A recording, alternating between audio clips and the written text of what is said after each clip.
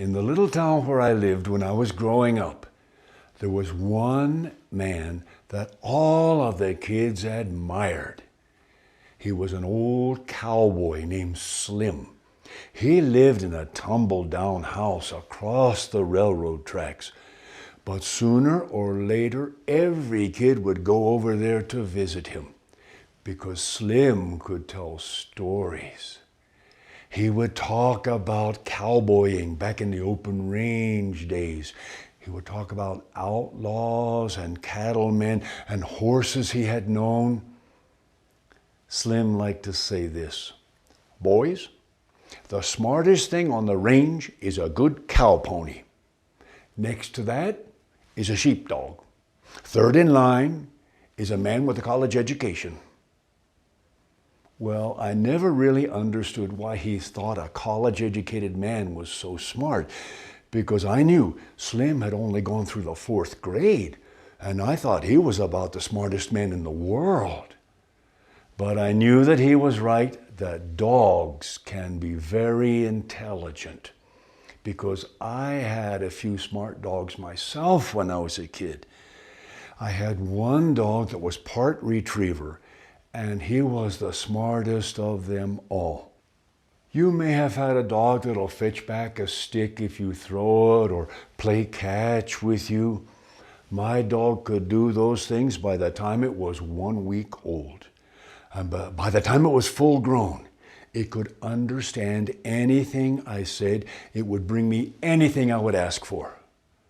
If I was playing down by the river and my feet got wet, I would tell my dog to run home and get me some dry socks. 5 minutes later, he'd be back with those socks. If we were going to get up a ball game, I didn't have to run home and get my glove like the other boys. I'd send my dog for it. Actually, I had 2 gloves. I had a catcher's mitt and I had a fielder's glove. I would tell him which one I wanted, and he always brought me the right one. I started thinking I must have the smartest dog in town. One day at school, I started bragging about my dog, and the kid from the other side of town said that his dog was smarter than mine.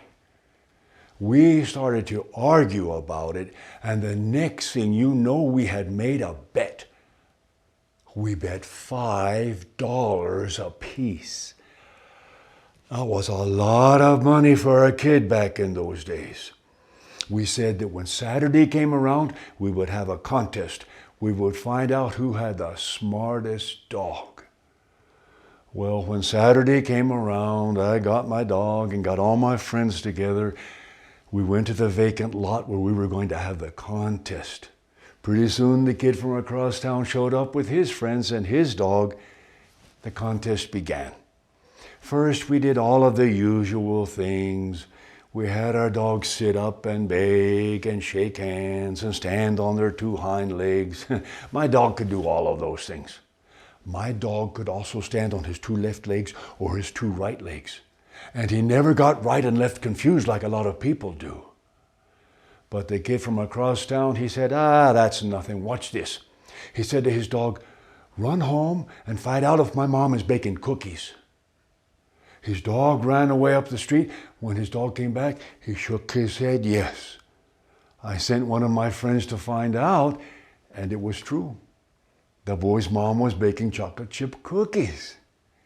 But I said, "Well, that doesn't impress me." And I told my dog, "I'm kind of hungry. Would you run home and get me an apple?" He ran to my house, and he came back with an apple in his mouth. He didn't poke any holes in it with his teeth either. The kid from across town said, "I don't care. That is nothing. Watch this." And he said to his dog, "Go to Robert Sleevy's house. Bring me the baseball that's on his front porch." His dog ran off to that other kid's house and brought back the ball. And all of the friends of that kid from across town, they all said, "That's the best trick. It's one thing to send your dog to your own house. This dog knows where every kid in the neighborhood lives. He'll go to the house he's sent to, and he'll bring back what he's sent for." But do you think I was whipped? No, I wasn't. I took a dollar bill out of my pocket.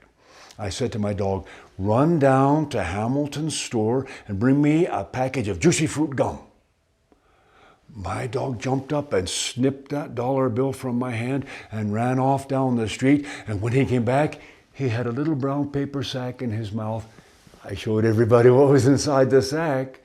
There was a package of juicy fruit gum and 95 cents change.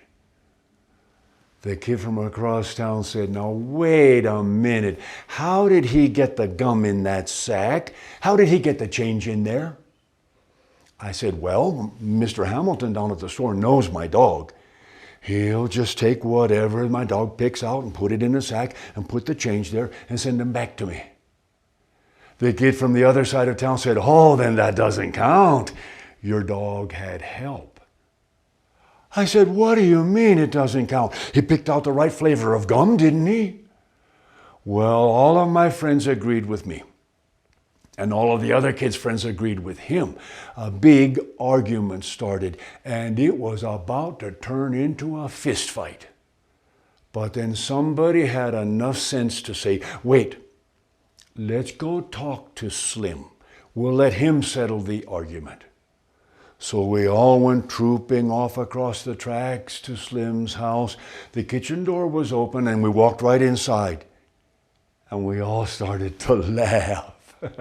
There was Slim sitting at the kitchen table with a checkerboard in front of him, and sitting across the table was his old flop-eared dog. They were playing checkers. Slim looked up and said, well, what can I do for you boys? And we said, forget about it. We came here to have you decide who has the smartest dog in town, but you have the smartest dog.